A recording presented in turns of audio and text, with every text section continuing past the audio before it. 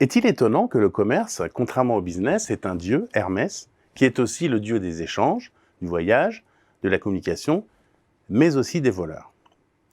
Quand Félix Potin révolutionne le commerce moderne au milieu du XIXe siècle, l'épicier est une figure péjorative. Héritier de Marco Polo et de Christophe Colomb, dont l'objectif premier était de trouver la meilleure route pour le trafic des épices, il est souvent considéré, par capillarité, comme un trafiquant qui n'est ni fiable sur la quantité, ni sur le prix de la marchandise vendue. Avant qu'une enseigne puisse affirmer dans sa signature de marque « Mon épicier est un type formidable », il a fallu que la relation marchande gagne en transparence grâce à plusieurs dispositifs permettant de réguler l'échange. Affichage du prix, qui va devenir le même pour tous, déploiement des marques, etc. Mais le commerce n'a pas qu'une vertu marchande. C'est un catalyseur et un créateur de liens. Au temps de la déliaison, le commerce est justement le dispositif qui peut nous permettre de recréer ces petits liens qui sont essentiels à la vie sociale. D'ailleurs, toutes les expérimentations montrent que l'introduction d'un commerce dans un quartier sensible permet de réguler le lien social et de conjurer la violence.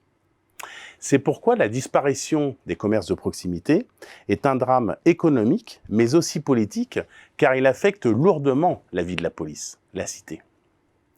Quoi de plus triste en effet qu'un village sans commerçants, sorte d'espace dont la vie se serait comme absentée. Le commerce est l'une des conditions majeures pour transformer un espace en un lieu, c'est-à-dire un espace qui soit à la fois historique, identitaire et relationnel. La vie urbaine sans commerce nous expose au non-lieu et au non-sens.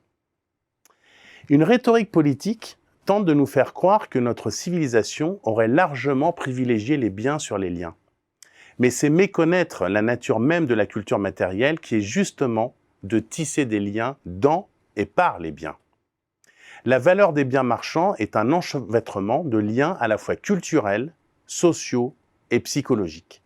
C'est pourquoi le shopping est une forme essentielle de notre vie sociale et sensible qui nous permet tour à tour de se sentir, de découvrir, de s'émerveiller, bref, d'échanger de la valeur et du sens. C'est pourquoi les écoles dites de commerce, qui ont été créées par les marchands au XIXe siècle pour former leurs enfants aux différents métiers de l'échange, ont un rôle capital à jouer dans la revalorisation du commerce. Mais l'observation montre qu'elles ne forment plus guère d'épiciers. La mue de toutes ces écoles en business school signe le tragique abandon de leur mission première qui est de former aux échanges entre les hommes.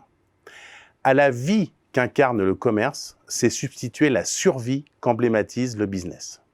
C'est en redonnant au commerce ses lettres de noblesse que nous pourrons glorifier la vie contre les sirènes du business qui nous aimantent irrémédiablement vers les rives de l'insignifiance et les pulsions mortifères.